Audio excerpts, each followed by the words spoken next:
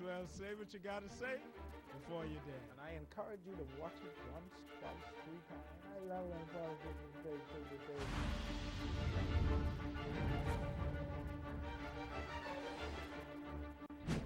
Let me tell you something. You all think we stupid, you know.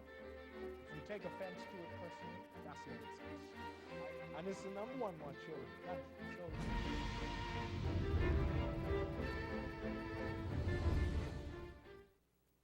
Good evening, ladies and gentlemen. Welcome to Citizens Review. I'm Aaron Ferguson, your host, and this is another episode of the daring and testy show, Citizens Review, where we are independent, we are accurate, and we are bold, and where we acknowledge that knowing is half the battle.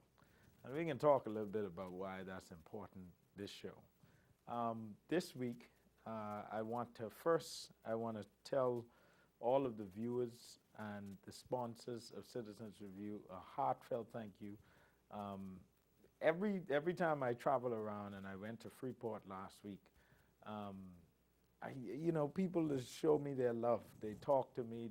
And some people are scared to come up to me. I don't know why, because I only deal with people who work for me in business doing their jobs, like politicians who the government pays. Maybe if he was a permanent secretary, we'd have an issue. But the average Bahamian, we on Citizens Review, we do this work so that you get access to information and analysis that helps you to understand what's going on in your country. So please come up and talk to me. Please let me know how you feel about the show, good or bad. Let me know if you think we talk foolishness. Let me know if there's things we need to work on, if we were inaccurate about something, if we need to correct something. Please let me know. I appreciate everyone who reaches out. Please reach me on Facebook, Twitter, I on Path, I on Kick, I on Instagram. Find something. I still on Vine, although Vine ain't quite making it so well. After they introduce Insta Video, if you don't know what I'm talking about, get relevant. If you don't interest in getting relevant, just know that you are irrelevant to the technology age, not everything. But so I'm on any medium you could imagine. Follow me on Twitter. It's at Aaron A. Ferguson. I think we have a lower thirds for that where you could see the information. At Aaron A. Ferguson. Instagram, hashtag Aaron A. Ferguson. On Facebook, facebook.com/Aaron A. Ferguson 1. So reach me, add me, send me a message, talk to me, let me know how you feel. The sponsors, if you want to sponsor Citizens Review, please contact JCN. They deal with the sponsorship for the show. Please contact JCN. Again, I always tell people, if you don't sponsor it, when it come off, you can't complain because you had an opportunity to help when you could. So please sponsor the show. If you enjoy the content, you can't just, we're not asking you to do much. So here's the deal. Right? There's the Bahamas that burning in hellfire. The country is going up in smoke as the politicians throw gasoline into the fire, right?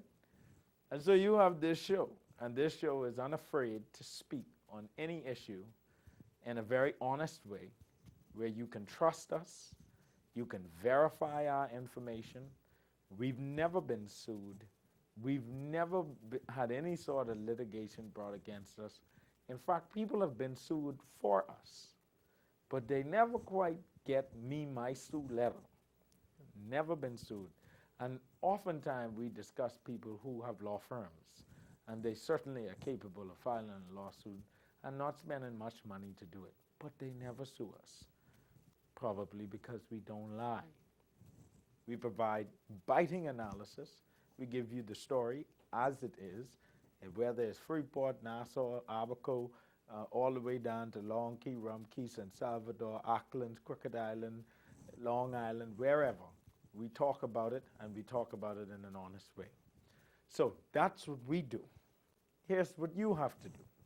You got to do 2 things. You got to watch, and if you could sponsor, you got to sponsor. Last thing you got to do is get in touch with us.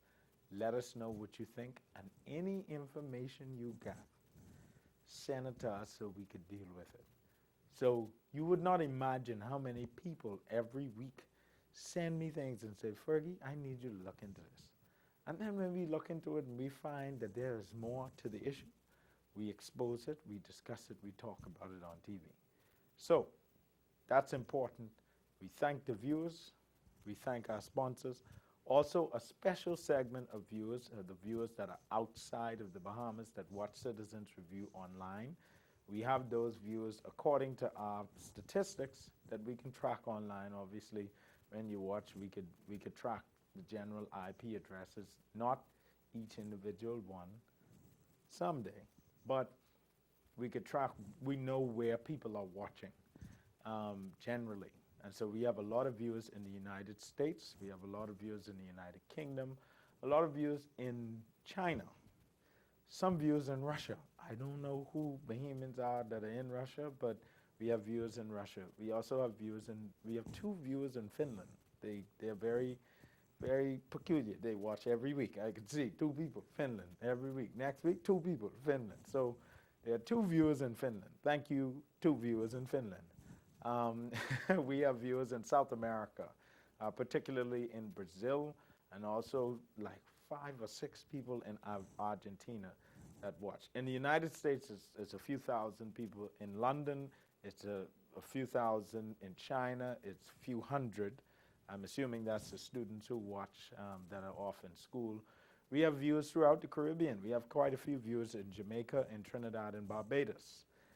We also have viewers in Australia. We have viewers in Africa, some in Nigeria, Liberia, South Africa, and also Mozambique, and Gabon, and what's the other country? Kenya and Libya, oddly enough. I don't know who in Libya got time to be watching Citizens Review, but we could see that the people in Libya, there are a few people in Libya that watch Citizens Review. Mostly concentrated between Nigeria and South Africa do we have viewers. So we have people all over the place watching Citizens Review, and we track it like that. And if you can't imagine how we could track it, again, you're probably ain't that relevant because you could track everything. So be mindful of what you put out there into cyberspace. But thank you, anybody who watches the show. We appreciate your viewership. We appreciate sponsorship.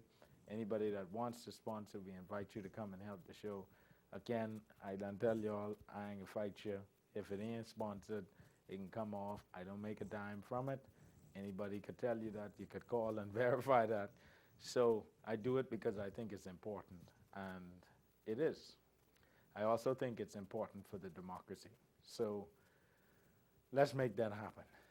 I'm going to take this break and then come back and talk to you about a particular issue that I think is important. And then I also have a guest in studio, Luby Georges, who is the former host of a show, Empire Creole, but now he has a new show and he's going to tell us about it.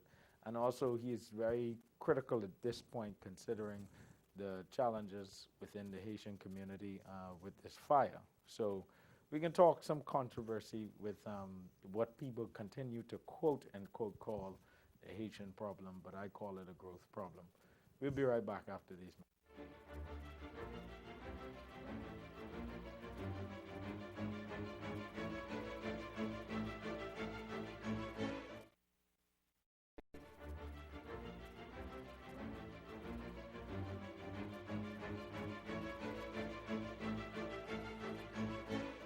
Good evening, ladies and gentlemen. Welcome back to Citizens Review. I have a guest here in studio today, Mr. Luby Georges.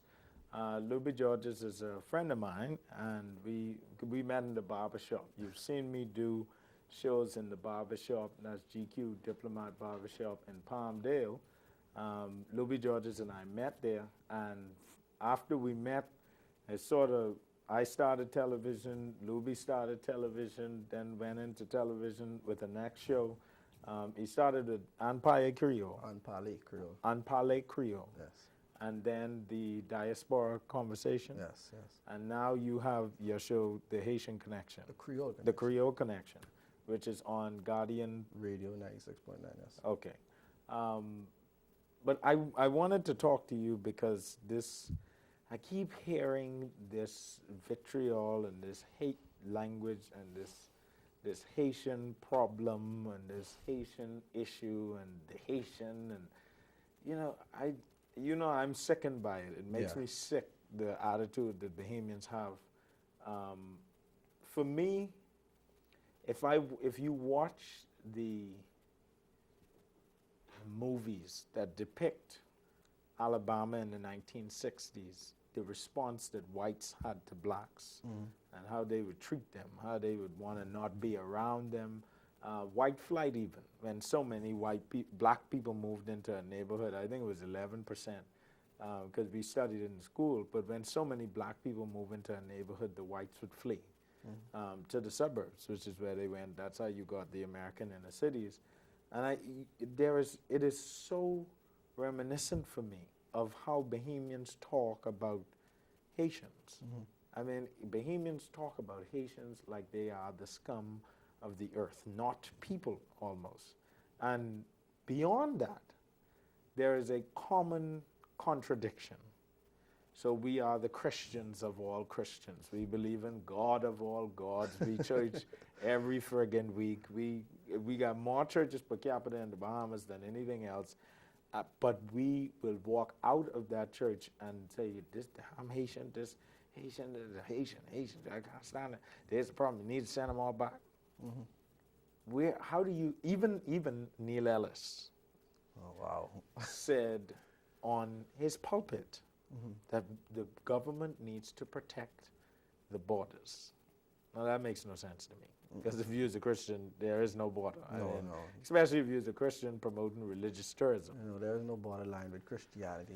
Jesus and God is Jesus and God for everybody. Yeah, that's what we thought until I met Neil Ellis, and he's obviously a bishop of the Church of Jesus and God who only live in the Bahamas and no place else. There's this movie that says, God bless America and no place else. They must believe God bless the Bahamas and no place else. God live here. That's what they tell me. Boy, it is very serious. One question I would ask those pastors who, would say things like that, and Christians who think like that, what would Jesus do? Well, we need to bring them bracelets back I've out. seen those bracelets back in the day. WWJD. Yes. You see a Christian on the road, a Haitian on the road, and you got this feeling in you, and that hate spring up on you, ask yourself, oh, hallelujah, what would Jesus do? And I don't think they just do that. No, they don't. I don't think nobody's asked about Jesus. No, not at all. Because Jesus don't think like that. Not at all. Come on, man. But what is, well, let's talk a little bit about what you think some of the issues are. Because you're a hybrid. I mean, you were born in the Bahamas, raised in the Bahamas, went to government school, but both of your parents are Haitian. Yes, yes. And you're now a Bahamian citizen. Yes. Praise the Lord. I know you could remember my struggles. Yeah, I remember. And then got you hooked up on this these travel document. In fact, the most beautiful thing is that the government is going to mandate that we all get electronic passports. There's a friend of mine that was an Olympic athlete for the Bahamas, was in Australia one time. And the Australian authorities look at the passport, the Bahamian passport, the write-up ones where they used to put a ruler and write your name on it. And the little picture stick up underneath the thing, cheap like these driver's license we get. And the Australian police officers, customs officer and immigration officer was like, miss, you can't. They held her for almost 8 hours. Wow. Until the Bahamas consulate in China verified that she was in fact a Bahamian. Wow. And then she could go. So if that's our old passport, I just can't imagine what Haitians who get them little travel documents, them little paper. Little? They there's print off on paper and say, yeah, this nigga could ride up and down in the water. We call that the newspaper. Yeah, the newspaper document. But we were so ashamed of that, growing up with this thing, wherever you went, you had to pull it out of an envelope. Yeah. And then you have to flip open these pages, Yeah. It was so embarrassing.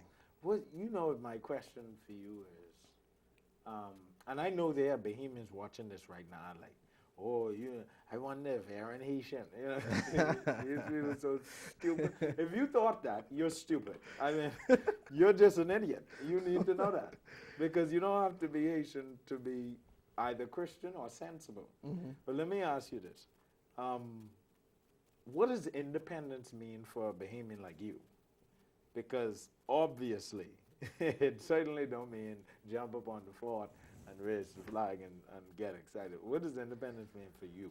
Boy, that's a very good question. I mean, I would start off by saying this. Back in the day, growing up, I would tell you this, no word of lie. Growing up, independence represented another day, just another holiday. Yeah. But ironically speaking, this year, on our 40th anniversary, my brothers and I, we were out at Awaki, waiting for the fireworks. And for some reason, I got this strange feeling, and I got goosebumps. As real talk, as the fireworks went off, and for the first time ever, or for the most, I felt Bahamian. Yeah. For the first time, I know that I'm Bahamian. I identify with the fact that I am Bahamian, but for the first time, I actually felt it. I actually felt independence. But for me, independence, it means a lot. Growing up here in the Bahamas, because this is home. Everything that I do, everything that I want to do is for the betterment of the Bahamas. Yeah. I don't have a Haitian agenda, as some people would try to dub it. Yes, a lot of people say that I have a Haitian agenda, but I have a Bahamian agenda. That's how I see it. Yeah. Because what I'm trying to do is I'm trying to bridge the gap between Haitians and Bahamians in the Bahamas. Yeah. So I have a Bahamian agenda. Because as Bahamians, how are we going to understand the Haitians that are here if we don't use persons such as myself, who is a Bahamian, but grew up a Haitian in the Bahamas, who has access to these people, who has theirs. Who speaks the language. Who speaks the language. Yeah. There are a lot of people who have an issue with the language. They don't want to hear Creole. They ain't into that. I mean, it's so funny because I just had this discussion with a young fella named Cameron Moss on Facebook. And he was talking about dialect and sounding silly. And I was saying, I got to caution you because you can't juxtapose dialect to sounding silly, because our dialect is part of our identity. It's part of who we are. Our makeup, yes. And it does not sound silly. No, it doesn't. Attempts at speaking quote-unquote proper English and not doing it well, that could sound silly. Very.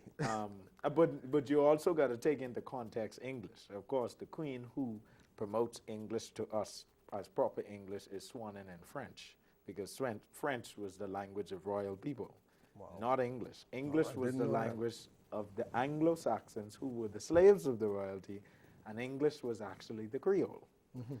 And then with German influence and Latin influence, and then English became the language because everybody was speaking it. So the Queen and them say, all right, we can speak this. So when you have them kind of roots, you got to pay attention, But it's so funny to me that we have such an issue with Haitian Creole, when in fact the languages that we speak are arbitrary in the first place. I mean, we speak English because our rulers were English.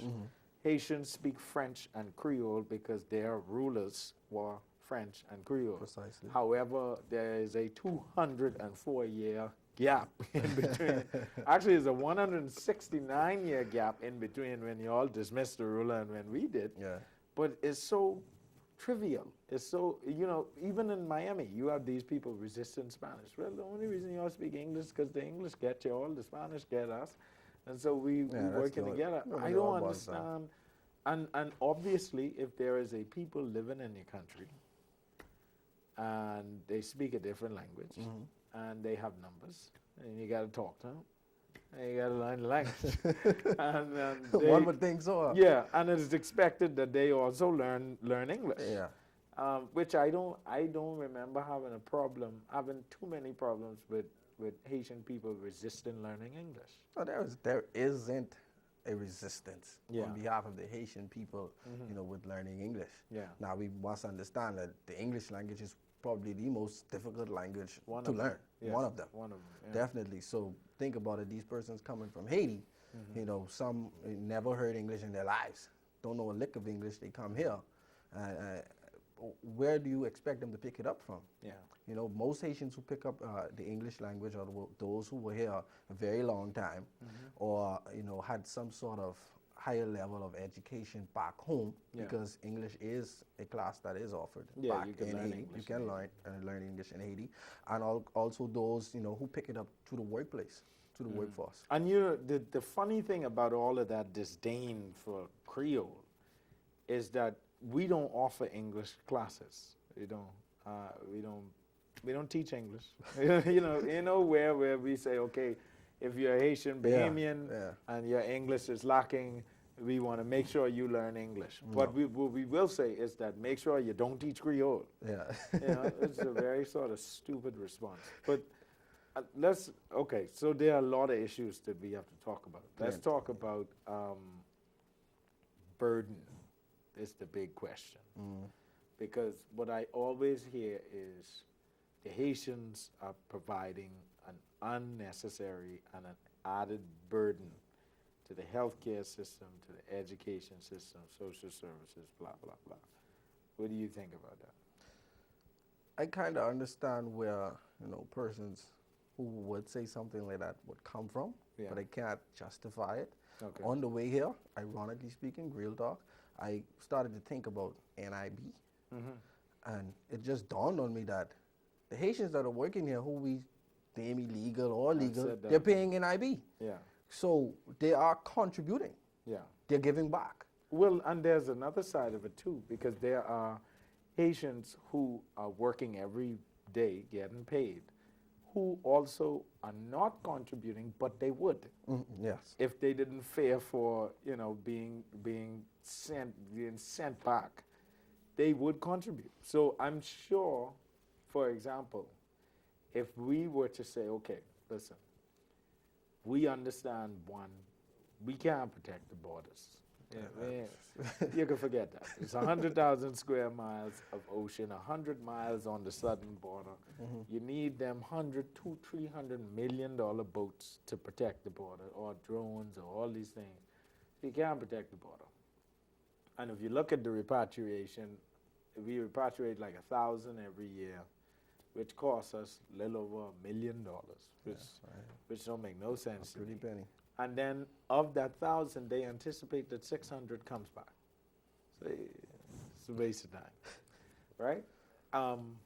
And this is all in the context that there was a time and period where Bahamians used to flee to Haiti. Yes. You know, but we just don't want to talk about that part. It's just that's one of our problems, you know. Yeah. There's a lot of things that we should be exposing and speaking on that we choose not to. You know, there's a lot of parts of our history that we choose to exclude. Yeah.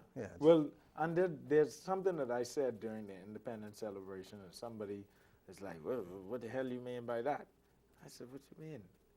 If there were no Haitian Revolution, the short herd round the Western world in terms of revolution and freedom was the Haitian Revolution. Yes, yes. And when Haiti became free, the reason why Haiti is such a challenged state is because all of the European dominating forces decided, listen, you can't spread the word but these free niggas down here. No.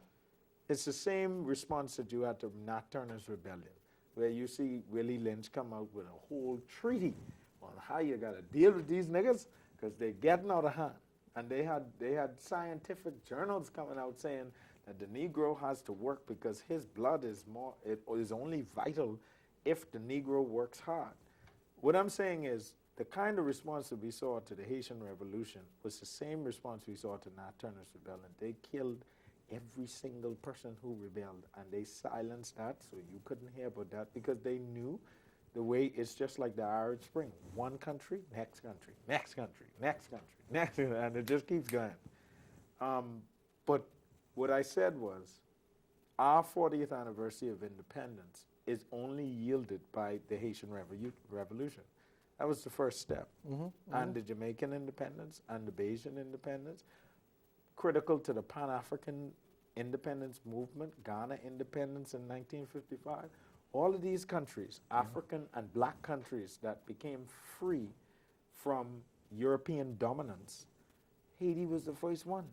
Even in Africa, Haiti was the first one in the whole blessed world. And we just act like that has nothing to do with us. Yeah, No, man, that ain't got nothing to do as blacks, you know, and being in this region, we should, you know, grasp that and appreciate that. Yeah. For what it really is. You Yeah. know, had it not been for Haiti, we probably would not be on Yeah. our 40th anniversary of independence. Yeah, I don't know what the hell we'd be on. We'd be on something, but it'd be It wouldn't be 40. Yeah, we'd be talking about the royal baby and how that's our new king. But okay, let's take a break here and we'll come right back. Myself and Luby Georges talking about the quote unquote Haitian problem. And I put it in quotes because I don't know about that. We'll be right back.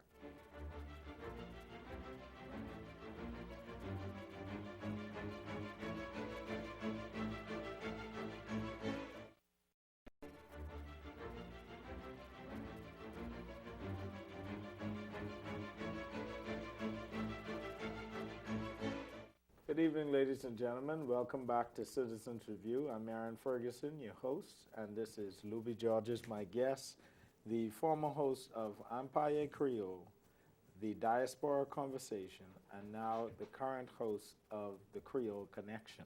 Yes. Got it. Yeah. I thought I was going to forget something, but we got it all in. So, and your show now, the Creole Connection, when does it come on? Every Thursday. Every Thursday. Every Thursday at 7:30 p.m. Okay. to 9 p.m. Okay. on Guardian Radio 96.9. Okay, so that's perfect. So Yeah. you could go on Guardian Radio from 7:30 to 9, and then when you cut that off, you turn on Citizens Review at 9 o'clock. Boom, yes. That's perfect. Yeah. Okay, so we were talking about burden, and something we talked about off air is that you said there are a lot of Haitian people that pay national insurance, but they don't quite know what it is. Yeah, And yeah. I'm trying to figure out how the National Insurance Board collects national insurance from people that are not supposed to have national insurance numbers, but they're collecting the money and they don't intend to ever offer them benefits. Yeah, that's a serious Okay. issue. I encounter a lot of Haitians who say that, you know, on Fridays when they collect their pay. And when they these are illegal Haitians or legal? Illegal. Illegal, okay. Legal Haitians. But Legal they- Haitians? Yeah, a lot Okay. of legal Haitians and even, of And course, illegal. we do have illegal Haitians that are on our workforce. Yeah. And national insurance is being, you know, It's being deducted out of their pay. Out of their pay. But they don't know what it's really for, what's it about, why am I paying this thing, what can I benefit out of this? Will they be getting pension? Will they be getting compensation if they lose their job? Why am I paying this? I mean, regular behemoths don't get none of that. I don't know. You know, National Insurance Board, God help me. But here's the question that I have. So when I lived in Florida, there was a policy Right. that no matter what, even if your kid was an immigrant, Cuban, Jamaican, Bahamian, Haitian, whatever, you could go to school. And apparently we have that policy here in the Bahamas. So Right, yeah. government schools are open to all children. Yes. And to me, it's like, okay, that's a stroke of genius. Because we say, okay, you can't have children out not getting educated. It's amazing to me that we have that kind of sympathy for children. Although there are teachers who have come to me talking about, oh, these little Asian children. And I'm like, woman, you really need to be fired from the teaching system because you cannot come to me telling me, but oh, these little Asian children, and you're a teacher and the protector of children. There's something wrong with your head if you don't like other people's children. Because any child in the school is a stranger to you.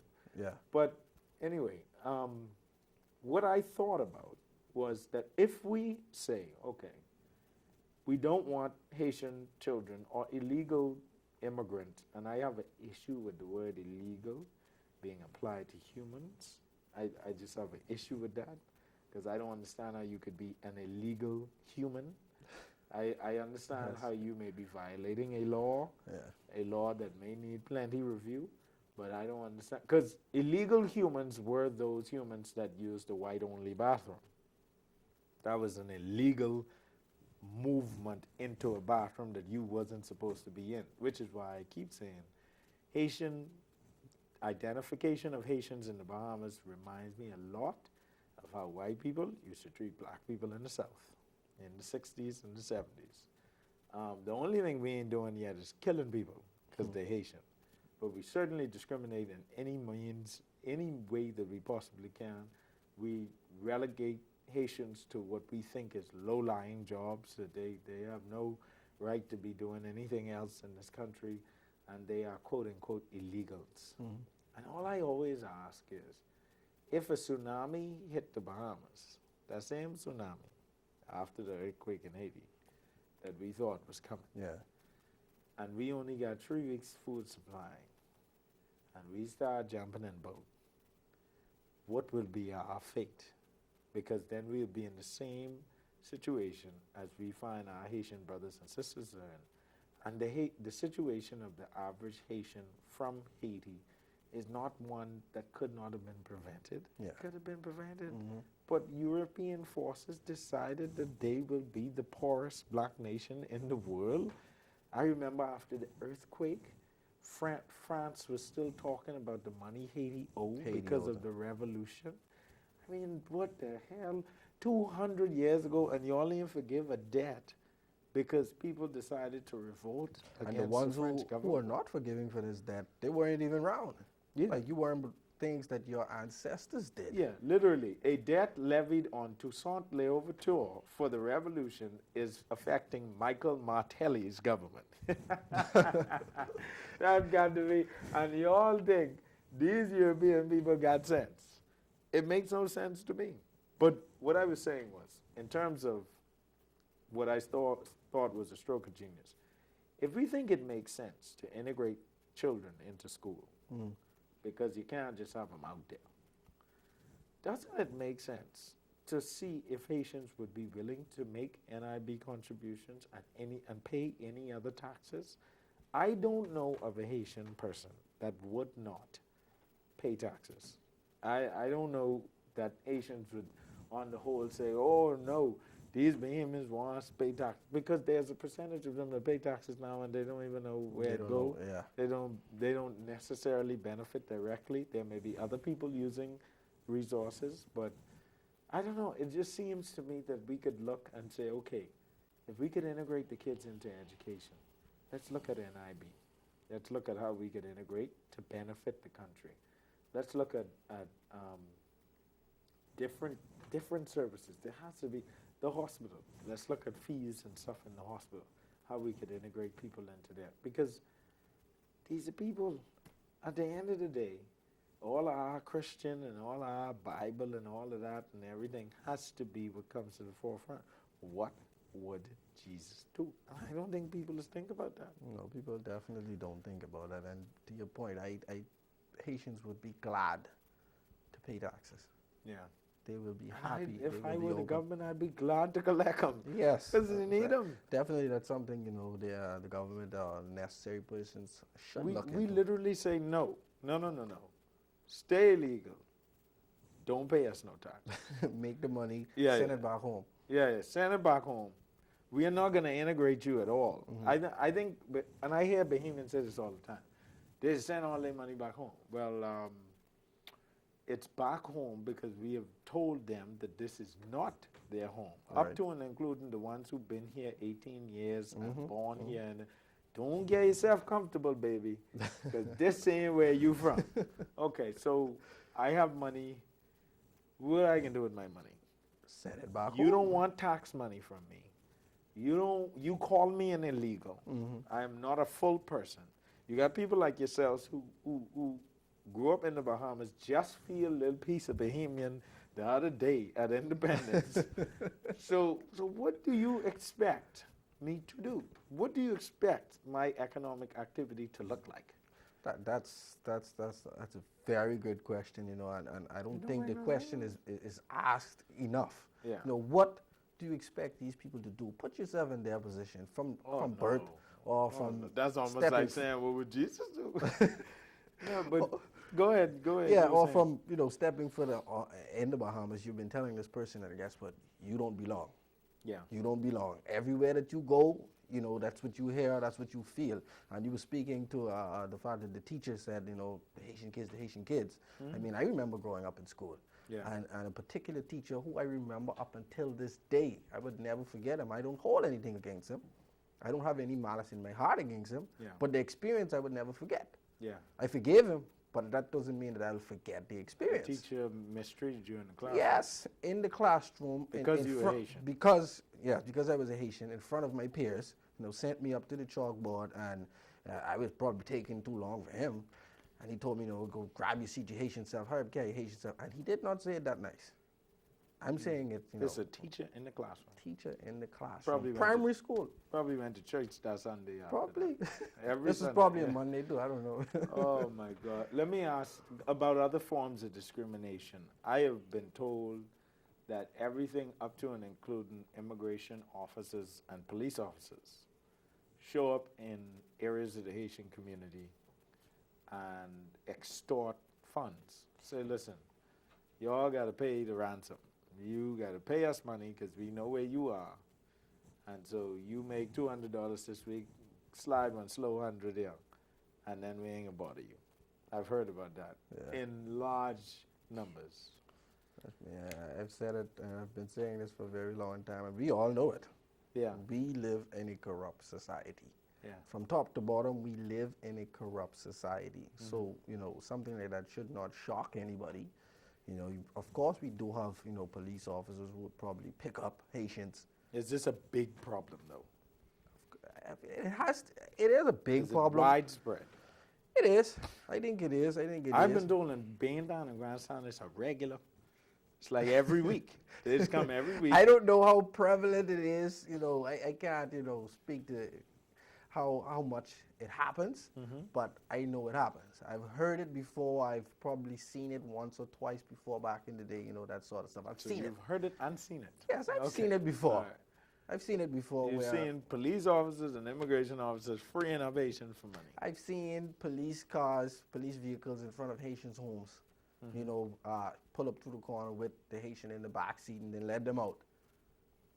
Yeah. One officer probably goes into the house and comes back out, and then they ride off. It happens. Yeah. It happens. They're being paid off, and these are illegal people. These people would give you anything. They'll give you everything that they have Yeah. to stay. Just to You think say. they care?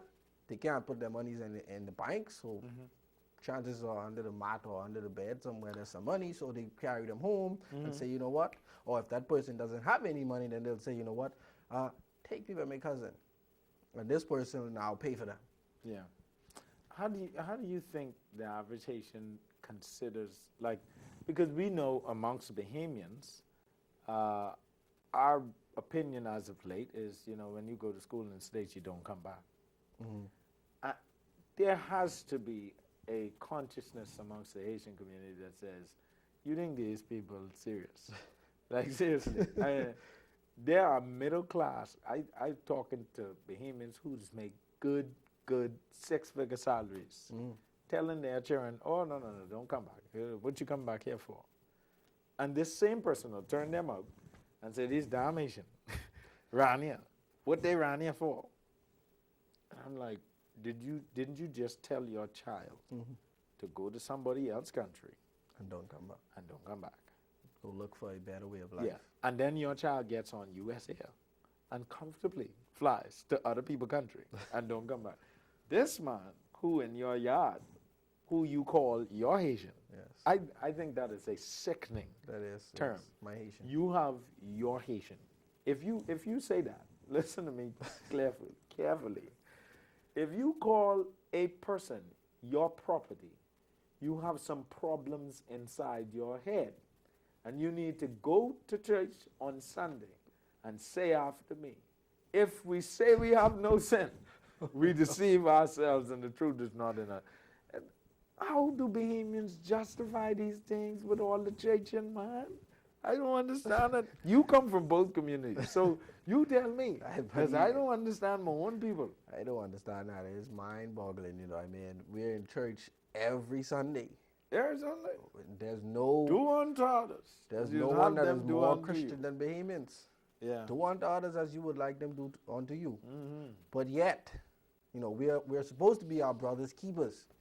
But yet we'd go to church, and then on the other side, that Haitian, my Haitian, treat this person like they're less than a human being. Yeah. You know? Slaves, property. I guess they get so tired of being the slaves of these banks and so all goes into them. Yeah. They come home, they gotta make somebody else their slave. Yeah. I don't understand it, my brother. They're very serious. I mean, it's a mindset, and it's the culture. It's the norm. Yeah, it's regular. We teach this to children, little children. Like you said, in the classroom, it's happening. What other forms of discriminations do you know about? Like things that happen to Haitians on a regular basis that we may not know about? I mean, extortion is very, that alone. I mean, so once you're illegal, you got to give me money. Yeah, they look down on. I mean, with the school discrimination, when you go to certain businesses, you may be turned away.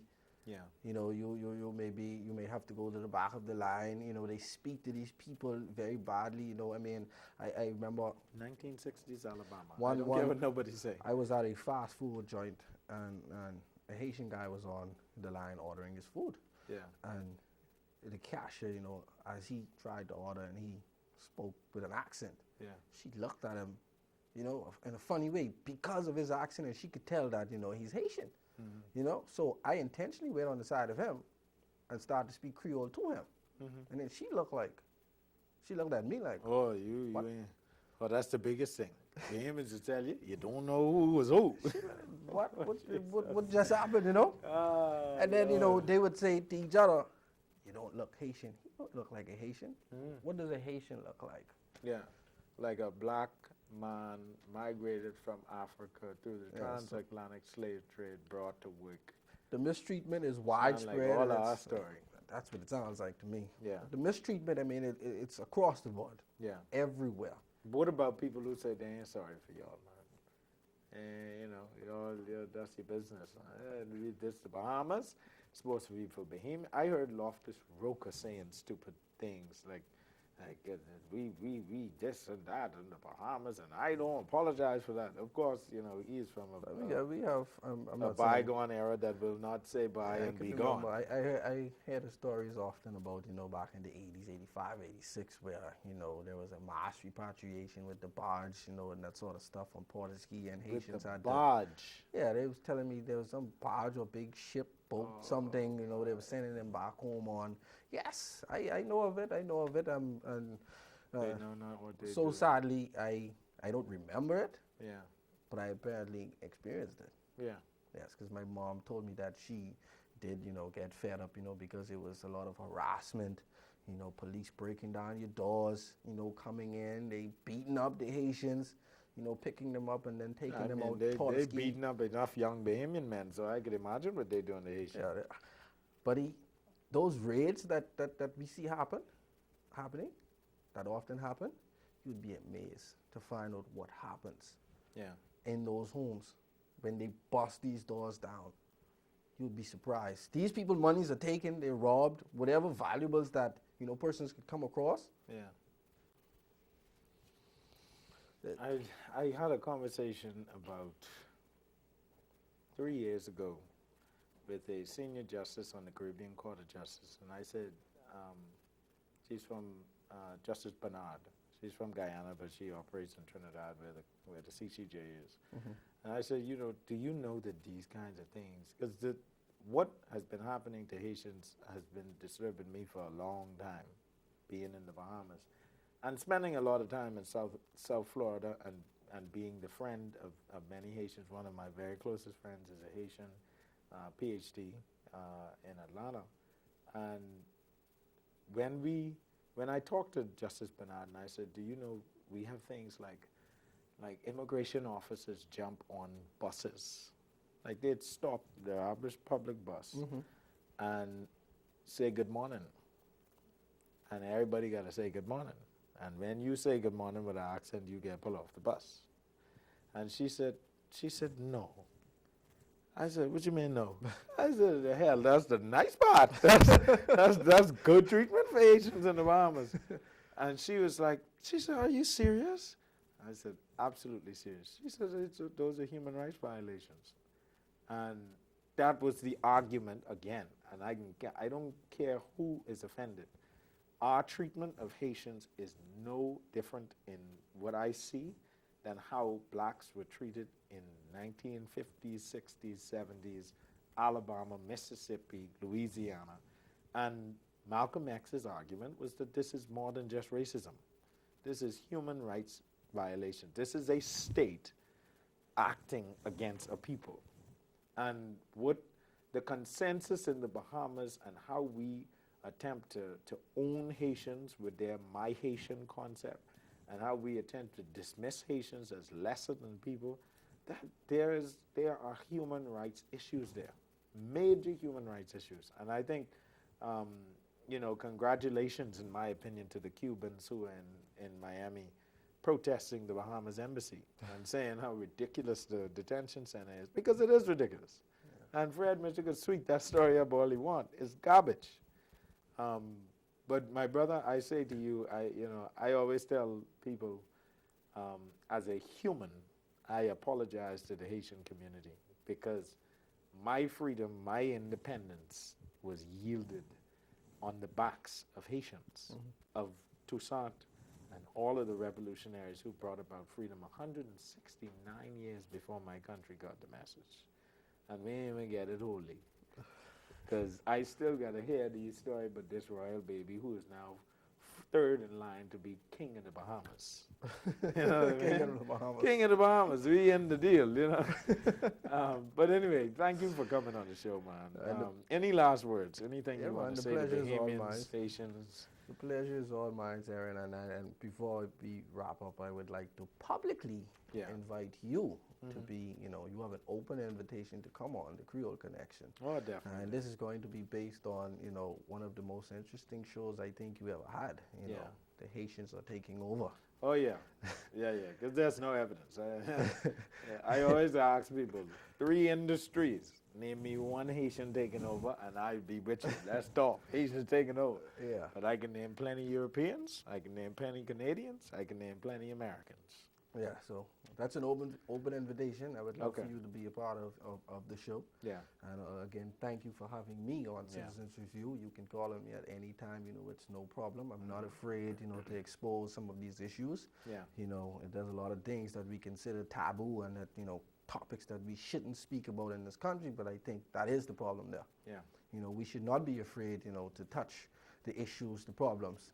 And if we are afraid to touch the issues and the problems, then we will continue to have issues and problems. No problem. Thank you very much, my brother. I appreciate it. Look, everybody, I am touching a Haitian. For those of you who are that silly, you need to see. You can touch Haitians. It's like black. See, black. Black. It's like Hutu and Tutsi in Rwanda. Can't tell the difference. We'll be back after these messages.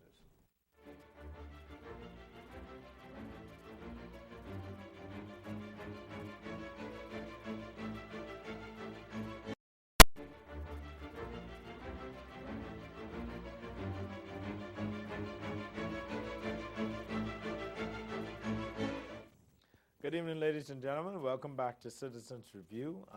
I know there are a lot of you that are shocked by that conversation, but the conversation with Luby Georges about the challenge with Haitians and the population of Haitians in the Bahamas. And the reason why you may be shocked is because you may just not be as good of a reader of your Bible as you thought you were. Refer to your Bible. Consider the golden rule. Consider what would Jesus do. And when you do that, you would understand that our challenges with Haitians is a growth problem. The only reason we really get upset with Haitians, and you remember, there was a point when we did not get upset with Jamaicans and Haitians and Trinidadians when we were the burgeoning middle class. But now the middle class is now the lower class is now the underclass, and the rich people getting richer. Everybody want to be mad with Haitians because the average Bahamian child that graduates from our failing education system, which only graduates 50% of the students, that child is not as competitive for a $200 job as a Haitian off a boat, so you want to get mad because you lose the $200 job. No. get upset with our growth issues, get upset with the failing education system, get upset with the fact that the promise of independence has been compromised, and it has not been compromised by Haitians, and it has not been compromised by young people. Now, that brings us into what we need to talk about. And I have this video of the wonderful, the illustrious Dame Marguerite Pinling, also affectionately known as Lady Pinling, and she spoke at a group, I think it's Rotary or Kiwanis, one of these groups who host people, and they asked you to offer your opinions, and she spoke on independence. And let me allow her to speak for herself. This is what she said. Too many young people have betrayed the promise of independence and have taken many of the hard-fought freedoms by our forefathers for granted. There is too little value and respect placed on human life and the properties of our brothers and sisters. We must collectively address this social scourge with the same zeal and conviction and tolerance as we confronted discrimination and disenfranchisement. Here's the challenge with that. Lady Pinling advances a kind of idea, and this is nowhere near an attack on Lady Pinling. I know there are some of you that will not think this all the way through, and so you're going to pick up your little PLP phones and call your little PLP friends and say the guy from TV attacked the mother of the nation. Pay attention for 5 more minutes, and then you'll hear what I have to say. There's a friend of mine, Joseph Gaskins. He's doing a PhD. His PhD focuses on discourse. And when he came on my show, he talked about the importance of changing the discourse around certain issues. Here's the challenge with what the idea that Lady Pinling injected into the discourse. And she's a very respectable woman, so she's responsible for what she injects into the discourse. She said that young people have betrayed the promise of independence. That is a problem. That is a big problem. You cannot say things like that because it introduces to the discourse a kind of language that breeds generational battles. It is not responsible to say that young people have betrayed the promise of independence. Here's why. I posted on my page that this was said, and young people have been accused by Lady Pinling of betraying the promise of independence. There's a young man, brilliant Bahamian, who commented on my page, and he said this: under 30s, tell the over 50s, because y'all stole our future from us, gave us political corruption, an illegal drug trade, a broken immigration system, a failing education system. You priced us out of the market from owning our own land. You made us servants in an economy rather than owners. He says, no, Lady Pinling, we did not betray the promise of independence. Your generation sold us the lie of independence. This is what I mean. People of the independence generation have to be more responsible with their language because of several things. Number one, and I always say this, the independence generation of civil servants and older Bahamians have this thing where they like to substantiate their existence by saying, I was there, you were not. You was a child, I'm an adult. I'm the decision maker, you learning. Take your time. Take it slow. Ease up. Have confidence in us. Have faith in us. The trust agenda, our plan, the manifesto. The challenge is that when you do that, when you say that I was not there and you was there, then when the question comes as to what happened with the country, you have to answer that question. That is not my question, because I was not there. That is your question. So, ball to you, Lady Penland. Tell me, pray tell, what happened?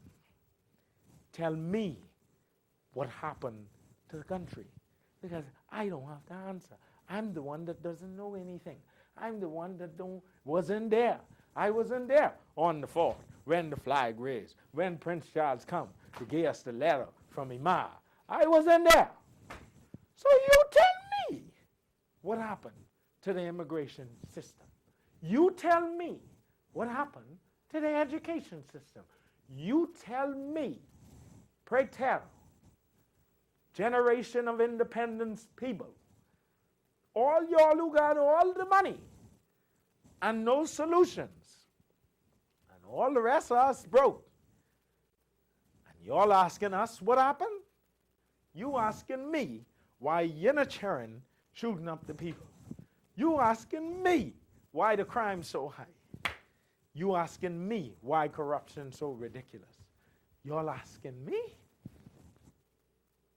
The lie of independence is real. And the promise of independence, I don't know, a promise is a comfort to a fool. You can't say young people betray the promise of independence when those young people are day by day slaughtered into an education system that is absent a university and that is absent a passing rate, that is present with social promotion and that cannot graduate more than 50%. You can't blame them. Because as my grandma used to say, if anybody have fault in this, it can't be the chair. Careful with your language. This is an indictment on the independence generation. Careful with your language. Because if you're over 50, you can't ask the people under 30 what happened if you walk around all day and say you wasn't there. Because then my answer going to be, I don't know. I wasn't there. We are but dust, and to dust we shall return, so you might as well say what you got to say before you're dead. I hope you enjoyed the show this week. If it made you a little uncomfortable, it should, because it's an uncomfortable topic. If it made you feel like you are a bad person because you've said some bad things, go to church Sunday, repent your sins, or whatever you just do. Go to mosque, go to temple, go to Buddha, go to your mat and meditate. Do some yoga. Get yourself together. But stop hating people and follow the golden rule. Follow the golden rule. Treat others as you wish to be treated. Hallelujah. See you next week.